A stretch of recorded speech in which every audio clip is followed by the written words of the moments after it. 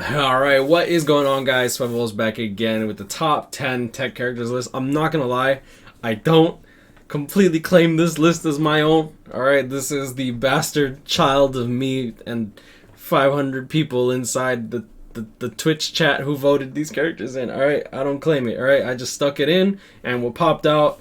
I'm not gonna lie, the baby's kind of surprising. Anyways, let's just get right into it. First, I want to give a huge shout out to my boy Soldex, as always, for his bbs-simulator.com website. This site is the boss. It's the bomb diggity. So as you see here, you can go into characters and check all the characters out, as well as simulate summons, etc. So just make sure to check it out. Make sure to become a Patreon for those that are interested in supporting the boy on a financial level. He definitely deserves it, and I do think that he deserves our support.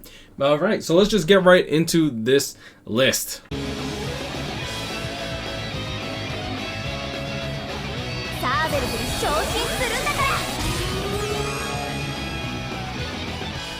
Alright, what is going on, guys? SpitefulHopes back again, and let's just get right into it. First and foremost, Kenpachi.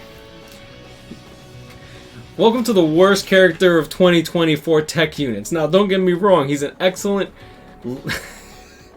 link slot potion farmer.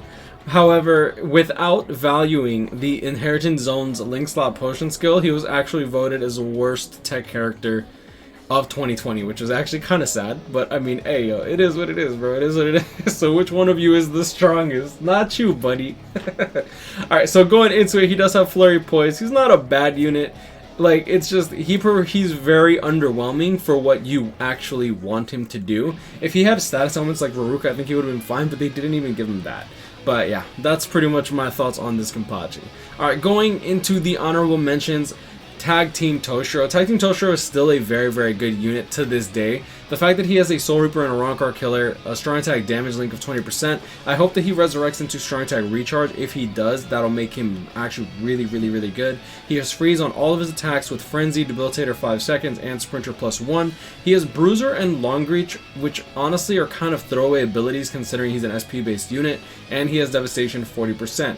Going into his actual kit, he has a standard lunge, 475 radius, and his third strong attack is the 1000 radius AoE into AoE distant 675. This is the vacuum into explosion. It's a good strong attack, but it's kind of wonky because you don't really understand. To this day, I still don't understand the exact radius, like where the hitboxes line up for this character. It's really wonky. His second strong attack, though, is the 2500 length beam. So with the lunge into 2500 length beam as the first and second strong attack, very, very good. I just wish he had strong attack recharge to complement that type of playstyle. Alright, next on the honorable mention, Spirit Society Cayenne. I'm actually a little shocked he didn't make it on the list. We voted, I want to say, for hours for this list to just try to make sure it was as accurate and represented the community as possible.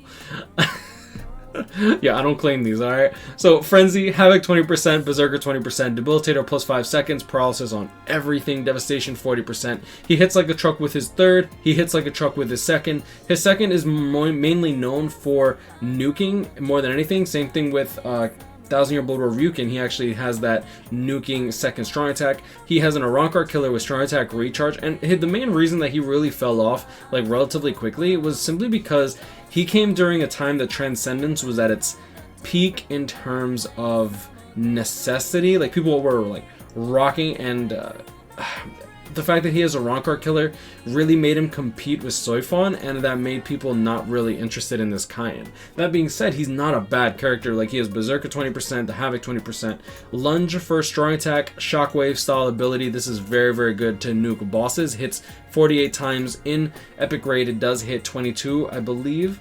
It's either 22 or 24 times with a magnification of 160%. This character hits really, really, really, really hard. His third strong attack is a 900 into 1080 radius third strong attack when it's charged. Honestly, this character hits like he hit like Mayweather did Pacquiao, bro. Pacquiao stood no chance. RIP, man. RIP the homie. Alright, next on the list, we do have Tech Heisen. I don't know how he didn't make it to the top 10. I feel like I don't know, man. Tech does have some really good units. Strong attack recharge minus 12%, Soul Reaper killer. Second strong attack is a boost. Third strong attack is a standard full screen. He has Frenzy Enhancer for his boost, and Sprinter +1, and Devastation 40%. That being said, he still has the best first strong attack in the game with a radius of 750 without Havoc. That first strong attack go burr. Like, I'm surprised they haven't really used this much. What's really funny though is that Tech Heisen's first strong attack is actually better than 1000 Year Blood War Yamamoto's second. Like, going into 1000 Year Blood War Yamamoto, you'll see here that when we go into his attack, his second strong attack has a radius of 870. So sure, it's bigger than 750, but he does have Havoc 20%. When we actually take the 870 and divide it by 1.2, you'll see that he has a radius of 725 on that second strong attack. And the reason that that's not as good, well, obviously 725 is worse than 750.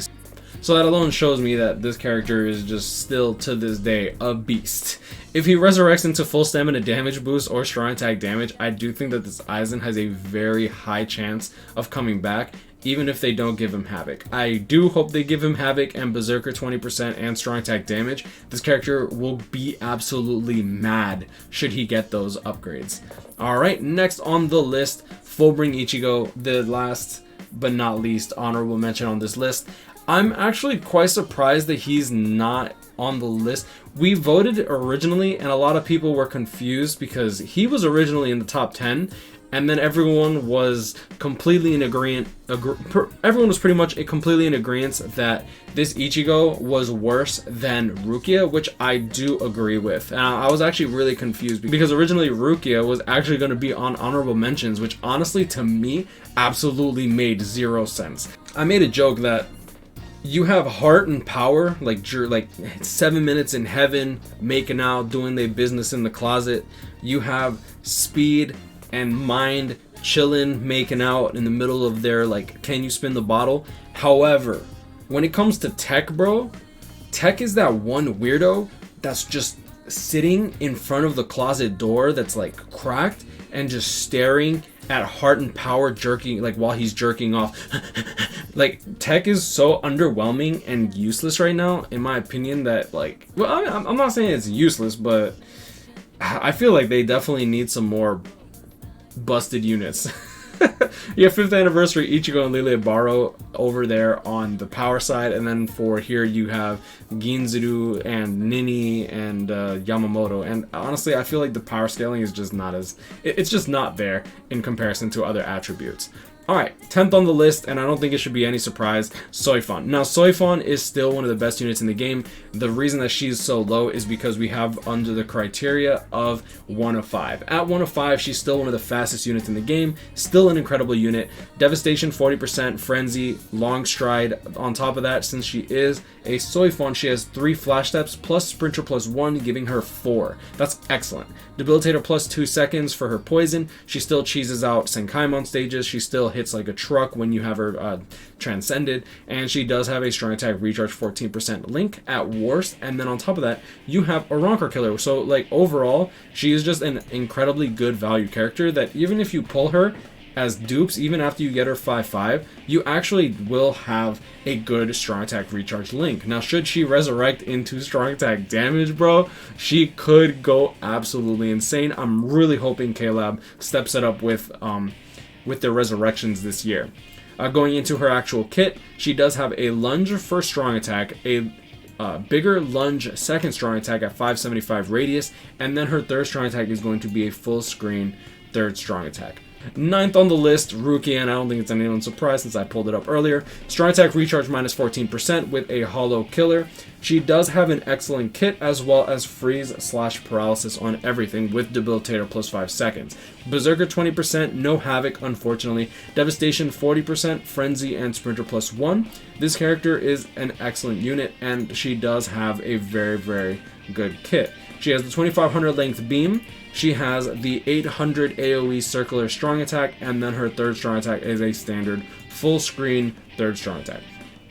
Pretty much, she has God Kit. I just wish that she had Havoc 20%. If she had Havoc 20%, she would be, in my opinion, so much higher on this list that it's not even funny. Next on the list, 1000-Year Blood War Uryu. Now, Uryu, in my opinion, is probably one of the most unique characters, and despite him not being able to clear fast, he has the potential of just autoing literally all content in the game with his ailment reversal skill. What ailment reversal does is it does not counter status ailment puddles. However, an enemy that does provide a status ailment, including ultimates on enemies, whether it be PvP, PvE, etc., he will actually recover 25% of his HP, and he will counter the status ailment back onto his attacker, which is actually really nice. I've seen plenty of max transcended Uryus just dominate PvP against the Jugrims, against the Ichibes, because once they hit him with that weakening, he just counters it right back. Now, I don't know if he can counter insta-kill mechanics from someone, say, Askin or 1000-Year Blood or Renji, but I definitely would like to find that out. Now, he does have Havoc 20% with a Berserker of 40%, no status ailments. He is Mr. Range Collision King himself. I do think that he definitely took the throne of Quincy Ichigo. In a good way, by the way, in a good way. Frenzy, Guard Break, as well as Devastation 60%, so his ultimate hits hard, and Sprinter +1. His sprite looks cool, his art looks cool. I think that they did this Uryu justice, in my opinion. Now, I know that he's not the most broken unit. He has the first strong attack that Nini has, which means it does hit actually pretty hard in comparison to some of the other range collision attacks, which is a good thing. Obviously, I prefer a 2500 length beam that becomes 3000 with Havoc. However, I mean, I'm not going to complain as long as it kills and gets the job done. I'm lit. The second strong attack is going to be the same strong attack as Bankai Hikone and Tokinata, the one where it is a vacuum into a breath crawling vortex. It's a very divisive second strong attack. I don't think it's the best strong attack. I do think it's an okay strong attack. And then his third strong attack is the 1200 full screen third. Uryu, in my opinion, is actually a really good character. I understand why people don't like him. That's fine, but I'll hand it to K-Lab. They did something very unique with him, and I really do like seeing these types of experiments because he is still good, and they were able to do something new. So it's a fresh play. It's a fresh way to play the game, and I actually really enjoy that. Alright, next on the list we do have Halibut, and I am actually really happy that she was voted in. So she is an Arrancar killer, and just like Spirit Society Cayenne, she had to compete with 1000-Year Blood War, the Lost Agent Soifon. However, what's really cool is that since she doesn't really play like Soifon at all, I think that she has her own uniqueness to her. She has a barrier boost on her second strong attack, as well as Enhancer plus 10 seconds. On top of that, she does have freeze immunity, Frenzy, Havoc 20%, and a Berserker of 40%. She does have a Bruiser of 40%, which is kind of nice considering that since she does have a barrier slash boost, her cooldown does take quite a while. Her Sprinter +1 is nice, and then on top of that, her kit is pretty mid. I'm not gonna lie, it's pretty mid. Her first strong attack is a lunge, however, it is a very slow first strong attack, one of the slowest in the game. Her second strong attack is the 630 AoE second strong attack around you, which in my opinion is completely outdated as opposed to the 800 AoE distant circular strong attack that Masaki has, or even the barrier that Tokinata has, where it's a vacuum slash crawling vortex.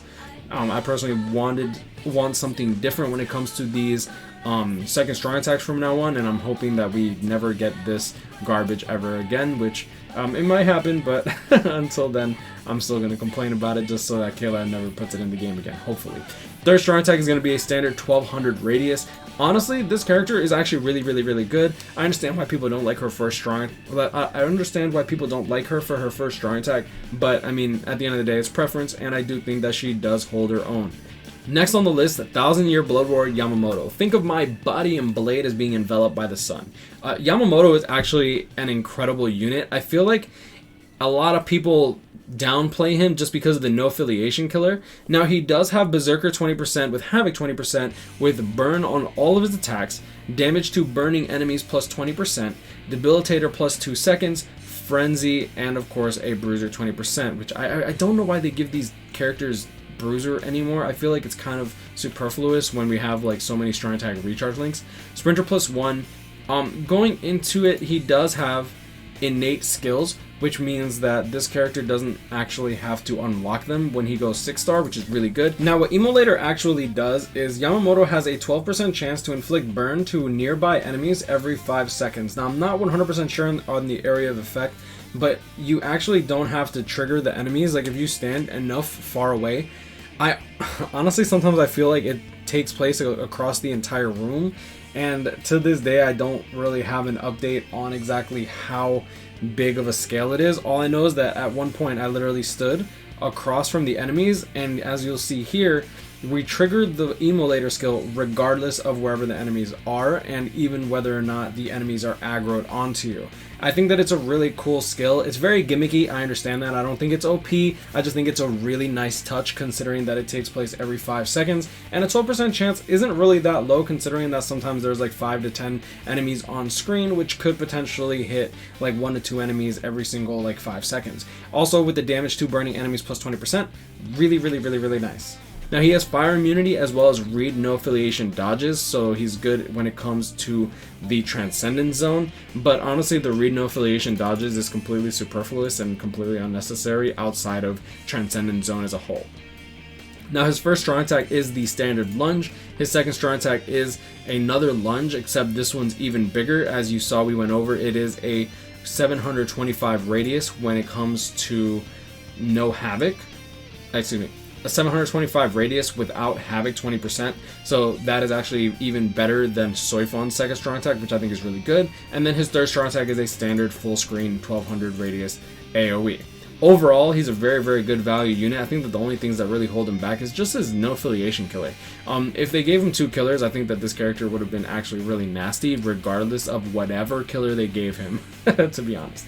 Alright, he also has 815 spiritual pressure, which is really nice considering that a lot of these characters are going to be incredibly powerful in this day and age. Next on the list, number 5, Stark. There is nowhere in this world to hide, a character that has eluded me for so long. Oh, Stark is so good. He has burn on all of his attacks. He has an Arankar killer, just like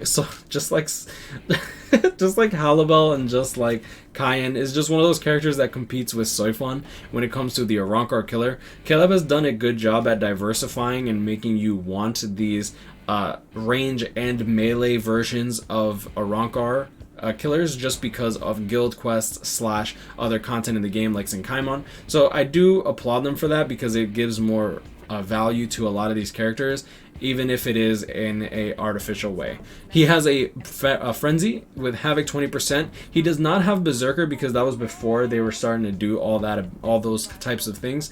Fire Immunity, Sprinter +1, Devastation 40%, Debilitator +2 seconds, and Bruiser. Yo, his sprite is still one of my favorites in the games. His Nad string is still one of my favorites in the entire game. And going into his actual kit, he has a 1500 length belt beam. Not quite the nice 3000 length beam, but it is good nonetheless. His second strong attack is the 960 AoE distance circle, and then his third strong attack is a 1200 radius third strong attack. Overall, the value of this character is really nice, and I think that to this day he's still probably one of my favorite character designs, and I think I feel like he'll just stay there. Look at him, like he looks amazing. All right, going into the top 4. Oh my god. Okay, now this is where I don't claim people. All right. Going into number 4, Nehemiah. I don't make swords for scrubs. Strong attack recharge minus 12% despite being a flurry unit is not bad. For this character, I don't think that's bad at all. He is a Soul Reaper killer, and his boost allows him to have a walking vortex around himself with a 20-second boost. On top of that, he does have Guard Break, which makes him one of the best NAD characters in the game just alone. Paralysis immunity, Sprinter +1, Berserker 50%, so you can build him hybrid if you really want to. And despite him having strong attack recharge minus 12%, he has a high bruiser. of a 40%, which I think completely makes up for the strong attack recharge link. On top of that, with the strong attack recharge link, it also lets him get his boost back faster, which in my opinion, on a NAD character, usually you end up not wanting to stack strong attack recharge on them, so it takes a long time for you to get your second strong attack back. And since he has a good value second strong attack with the walking vortex, I think this character does incredibly well. He has a lunge first strong attack, he has the boost second strong attack with the walking vortex, and then on top of that he has the full screen third strong attack. This character autos like a god, and honestly he plays like one too. He's actually quite insane. The only thing that I wouldn't really take him into is probably like co-op, and even then he still performs incredibly well for a NAD unit, like beyond belief, honestly. Alright, so third on the list, Grimjio. Now I'm not gonna lie, I'm surprised that Grimjio didn't get higher on the list. I honestly would have put him top 2 if not number 1, just because of what he does alone. He hits hard. I want to say that he hits about 30 to 40% harder than every single character in the game. He even hits harder than Anniversary Ichigo, which is absolutely insane. Now he has a this character's nuts. He has damage inflicted at full stamina enhanced link at 25%. He has technique attribute Arankar strong attack damage at 20%. This actually does buff Stark. This does buff himself. And he has a berserker of 40%. So built into this character, he has inflict at full stamina, plus 25% damage, and a berserker of 60%. That is the main reason why he hits so hard. Not only that, but he does get strong attack recharge minus 12% as a skill, which means that he is not losing out on the strong attack recharge. He has frenzy, sprinter plus 1, bruiser 40%, and then devastation 60%, so he hits hard on that front because of the damage inflicted at full stamina. This character is nuts. On top of that, he does have a new type of kit, which I personally love more than the original. So damage inflicted at full stamina with Hollow Killer. His first strong attack is the 2500 length beam. Unfortunately, he did not get Havoc, which sucks, but I mean, it is what it is. On top of that, his second strong attack is a 625 radius lunge, and his third strong attack is a standard full screen third strong attack.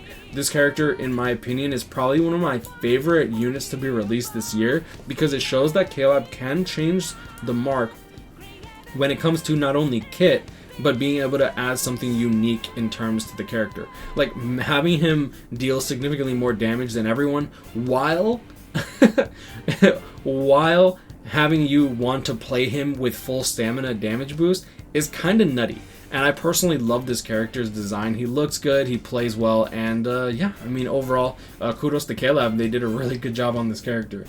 Number 2 on this list, which I guess kind of spoils number 1. Come on, Izuru. Ginzuru. I'm baffled at number 1 on this list. And going into Ginzuru, let's not. I'll give him his time of day, his chance to shine in the sun. Berserker 20%, frenzy, guard break, debilitator plus 2 seconds with poison / lacerate on his NAD for the Izuru.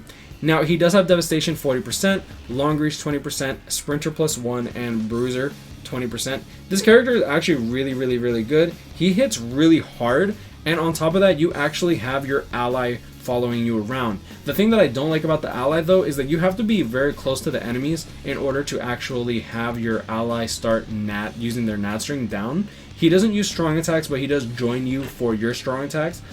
Also, your ally, the Izuru or Gin, depending on who you use, because you can swap into one or the other, they do not take on the characteristics of your skills. So even though you have guard break, your ally, whoever is not your whoever you're not currently playing with, will not have guard break, will not have bruiser, will not have berserker, etc. So just keep that in mind when it comes down to it. And for some reason, they gave him no affiliation killer. That being said, they did give him 2 killers with Soul Reaper and Hollow, and I still don't understand why he has no affiliation. Like, I mean, they're both Soul Reapers. They should have at least given him that. I understand that they want to give more no affiliation units just so that they can sell their Kamaris and their strong attack damage items, but like I feel like it's just stupid. His first strong attack is a standard lunge, second strong attack is the 800 AoE circle, and then third strong attack is a standard full screen third strong attack. Now he wasn't given Havoc 20%, which I think is a shame, but I mean, it is what it is. They're still a very good set of characters, and yeah, I mean, overall very good. And last but not least, and I vote, yo, dude, I had them revote more times than Donald Trump. I'm not even joking. At some point, I'm just like, fine, okay, y'all can have this one. And for the last time, don't call me by my first name, not when I've got seniority, Nini. That being said, even though I don't know how she got first on the list, because like, I feel like this race should have been between like Grimjio and Nini. Personally, I understand people might not have my opinion. That's fine. You know, preference like is preference at the end of the day. I do think that Nini is an excellent unit. Strong attack recharge minus 14%. She is a Rankar and no affiliation killer. She has a barrier second strong attack, the same as Kisuke and Tokinata. The third strong attack is going to be a standard full screen third strong attack, 1200 radius because of her Havoc 20%, and her first strong attack is going to be the same as Uryu, where it hits really hard, and her first strong attack hits about as hard as each hit from her third. However, her first strong attack hits multiple times, so you are able to actually deal a ton of damage when it comes to this Nini. She's still one of the best units to use when it comes to extreme. No, she is the best unit to use when it comes to extreme co-op. She's one of the best units to use when it comes to providing support to your squad, and she does have Berserker 60% with an enhanced strong attack recharge link, nullify range resistance, so she's good in 3 different guild quests. Remember that no affiliation takes on both melee and range because of its limited quantity of characters, and devastation 60%, frenzy and sprinter +1.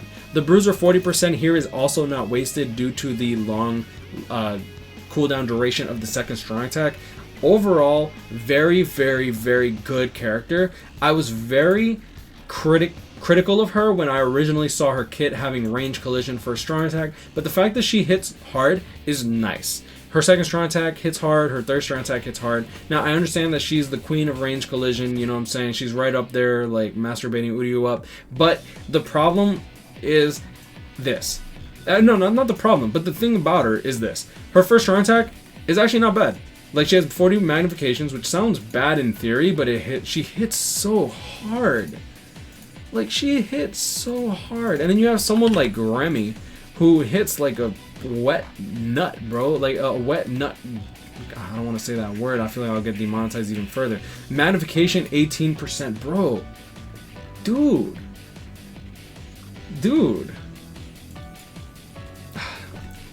Bro, like, I know I'm saying that a lot, but I mean, it is what it is, dude. Nini's an excellent character. I'm not saying she's bad at all. Like, all the characters on this list, I even wanted to make sure that I had so many honorable mentions because, like, honestly, we just have a lot of great units when it comes to tech.